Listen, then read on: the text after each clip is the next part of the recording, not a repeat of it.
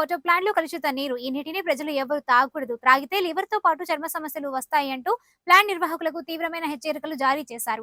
Medical team ద్వారా నీటి sample సేకరించి కలుషిత నీటిని సరఫరా చేస్తున్న ప్లాంట్స్‌ను సీజ్ చేయడం జరుగుతోందని ప్రతిపాడు పంచాయతీ సెక్రటరీ జాన్ పీరా తెలిపారు. వాటర్ ప్లాంట్లు పెట్టుకోవడం, అనుమతులు లేని వాటర్ ప్లాంట్లు ఇవన్నీ పెట్టుకొని ఈ గ్రామంలో కలుషితమైనటువంటి నీటిని ఇస్తా ఉన్నారు. మా ఇంజనీరింగ్ అసిస్టెంట్లు కానివ్వండి, వాళ్ళందరినీ కూడా పంపించడం జరిగింది. టెస్ట్ కూడా చేశాము. మళ్ళీ రేపు కూడా మళ్ళీ టెస్ట్ చేస్తాం. వాళ్ళందరినీ కూడా గతంలో కూడా 1-2 సార్లు హెచ్చరించడం జరిగింది. వాటర్ ప్లాంట్లకు సంబంధించి వాటర్ సరిగా లేవు అని చెప్పేసి అని చెప్పడం, వాళ్ళకి నోటీస్ జారీ చేయడం కూడా జరిగింది. అయినప్పటికీ కూడా వాళ్ళ పద్ధతుల్లో మార్పు రాలేదు.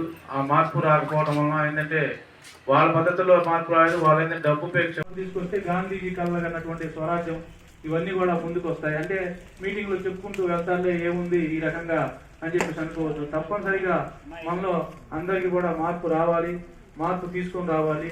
మీ అందరూ కూడా ఇక్కడికి వచ్చినటువంటి గ్రామ సభకు వచ్చినటువంటి వాళ్ళందరూ కూడా మార్పు తీసుకుని వస్తారని చెప్పేసి అని ఆశిస్తున్నాను. ఎందుకంటే ముందుగా మనం మారదాం.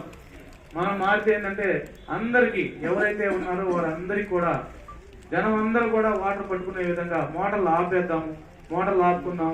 అయితే మనకి రావు ఎక్కడో నీళ్ళు ఉన్నాయని మేము కాదనలేదు. కొంతవరకు సమయం తీసుకోండి. మిగతాది మోటార్ ఆన్ చేస్తే మళ్ళీ నీళ్లు ఆఫ్ అయిపోయినాక మోటార్ అనేది ఆన్ అవుతూనే ఉంటుంది. వాటర్ మొత్తం పోగొట్టొద్దు. దయచేసి నీటిని వృధా చేయొద్దు. ఇవన్నీ కూడా కాలువల్లో చెత్తారాన్ని మొత్తం తీసుకొచ్చి వేయద్దు. మీరు పంచాయతీ వాళ్ళు ఉన్నారు, పంచాయతీ వాళ్ళకి డబ్బులు ఇస్తున్నాం కదా, ఇంటి పన్నులు కడుతున్నాము, కరెంటు బిల్లు కడుతున్నాము, అన్నీ కడుతున్నాము.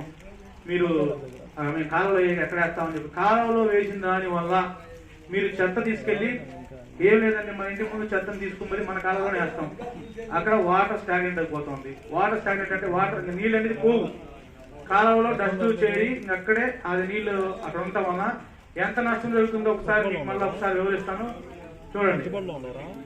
దానివల్ల ఏమవుతుందంటే నీళ్లు అక్కడ నిలబడటం, అక్కడ వచ్చినటువంటి దోమలు కుట్టడం, ఆ దోమలు కుట్టడం వలన జ్వరాలు రావటం, పెద్ద జ్వరాలు రావటం, ఇది మలేరియా, టైఫాయిడ్ ఇట్లాంటి జ్వరాలు రావటం. దానివల్ల ఏం చేస్తారు, పని చేసుకునేటటువంటి వాళ్ళు ఎవరైతే ఉన్నారో, పనికి వెళ్ళి చేసుకునేటటువంటి వాళ్ళు ఎవరైతే ఉన్నారో వారికి ఆ రోజు పనికి పోకుండా ఇంట్లో ఉండటం వల్ల ఏమవుతుందండి, వాళ్ళకి వచ్చేటువంటి ఆదాయం కూడా రాదు.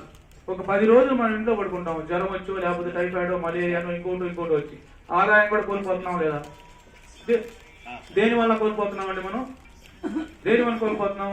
ఇట్లాంటివి మనం పరిసరాలను పరిశుభ్రంగా ఉంచుకోకపోవడం, ఈ మనం చెదారాన్ని మొత్తాన్ని తీసుకుని వెళ్ళి అక్కడ వేయటం, అది ఎక్కడ మన కాలువల్లో వేసుకోవటం, ఇట్లా జరుగుతూ ఉన్నప్పుడు ఏమవుతుందంటే మనము మన పరిసరాలను మనం శుభ్రంగా ఉంచుకుంటూ మనం కూడా పరిశుభ్రంగా ఉంటే ఏ విధమైనటువంటి రోగాల బారిన పడము, ఏమి ఉండదు. హాస్పిటల్ నిండవు, హాస్పిటల్ కూడా వాళ్ళకు కూడా పని ఉండదు. మనం శుభ్రంగా ఉండి మనం పరిశుభ్రంగా ఉంచుకుంటే బాగుంటుంది. అందుకే ఈ స్వచ్ఛత, ఈ సేవ అనేటువంటి